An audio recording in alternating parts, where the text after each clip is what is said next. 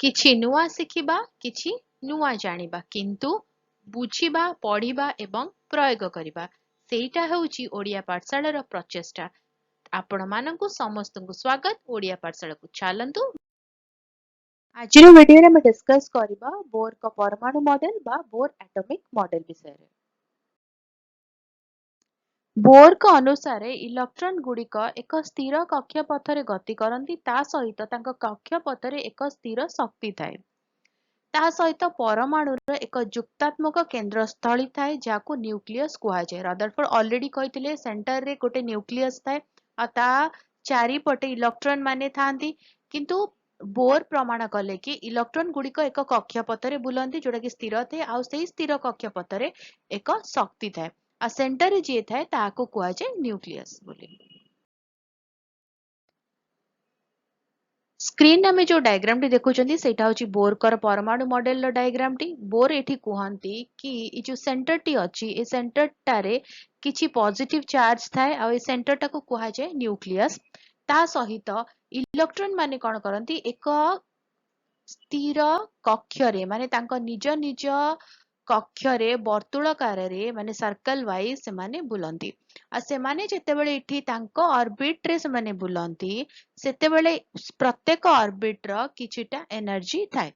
बुझियला ता सहित से कोन करिसंती ये प्रत्येक ऑर्बिट को से कोन करिसंती ना k cell l cell m cell बा n सेल करके ताको डिवाइड करचंती। बुझियला ता सहित बोर कुहंती कि जेउ ऑर्बिट टा न्यूक्लियस पाखरे थाए सेठी जदी एनर्जी 1 अछि ता पाखरे जेउ ऑर्बिट टी अछि माने जे कि न्यूक्लियस टू सेकेंड रे जो ऑर्बिट टी अछि ता पाखरे 1 + 1 2 एनर्जी अछि। ता परे जो ऑर्बिट टी अछि सेठी कोन अछि ना प्रीवियस ऑर्बिट सहित अगेन +1 है कि 3 एनर्जी अछि। ता पर ऑर्बिट रे ता सहित अगेन +1 है कि 4 एनर्जी अछि। ता माने ईच ऑर्बिट रे n+1 एनर्जी इंक्रीज करूची। ता माने हमें कोन बुझिबा न्यूक्लियस पाखरे थिबा ऑर्बिट बा न्यूक्लियस पाखरे थिबा कक्षपथरे जेतिकी एनर्जी अछि से ताठू अधिका एनर्जी कोठी अछि जो माने कि न्यूक्लियस टू दूर रे अछंती। ता माने न्यूक्लियस पाखको जेते बेले इलेक्ट्रॉन गुडी को आसुचंती तांको एनर्जी डिक्रीज करूची माने ह्रास पाउची किंतु न्यूक्लियस पाखरु जेते बेले से माने दूर को जाउचंती तांका एनर्जी इंक्रीज करूची। बुझियला एटा बोर प्रमाणित करिथिले। सेटा को सेंटेंस रे जानिबा प्रत्येक कक्षपथ किंबा सेल रो एक स्थिर शक्ति अछि एवं एही वृत्ताकार कक्षपथ गुड़िक कक्षपथ भाबरे जनाशुना।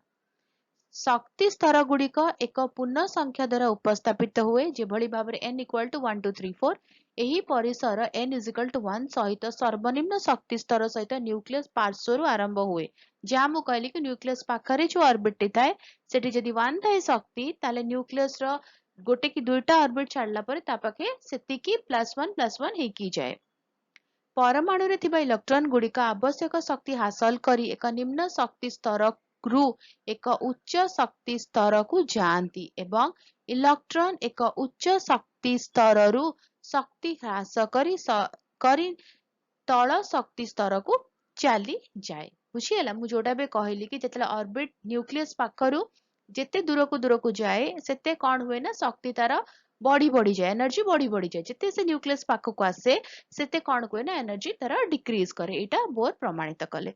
तो बुझियला जदी किछि डाउट रही गला कुछ क्वेश्चंस अछि बा मु कहला बेले किछि जिंस छाडी जायछि मते कमेंट रे जणेबो ता डाउट क्लियर कर देबा। आ जदी वीडियो भलो लागिला वीडियो को लाइक कर दियो वीडियो को हमर साथ शेयर करो चैनल जो माने हमर साथ जोड़िबा पई चाहउछन्ती वीडियो देखुछन्ती चैनल को प्लीज सब्सक्राइब करी बेल आइकन प्रेस करी ऑल नोटिफिकेशन को ऑन रखिता।